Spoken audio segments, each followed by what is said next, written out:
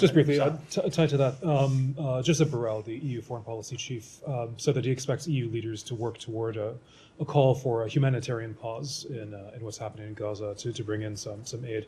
Is the United States in conversations with the Europeans about that? And would the United States support such a call? We are in conversations with the Europeans about this question of getting humanitarian aid in, and we are in conversations with the government of Israel and the government of Egypt about how best to get humanitarian aid in.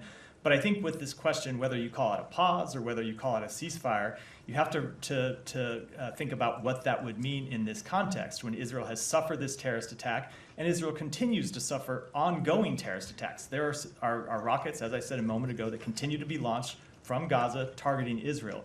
Any ceasefire would give Hamas the ability to rest, to refit, and to get ready to continue launching terrorist attacks against Israel. You can understand perfectly clearly why that's an intolerable situation for Israel, as it would be an intolerable situation for any country that has suffered such a brutal terrorist attack and continues to see the terrorist threat right on its borders. So while what we will continue to do with respect to this question is focus on getting humanitarian assistance in to Gaza. We've seen deliveries go in for the past 3 days, and our special envoy on the ground, David Satterfield, is working intensively to establish ongoing mechanisms for the delivery of humanitarian assistance, and we're working to establish places where civilians can be safe from harm inside Gaza.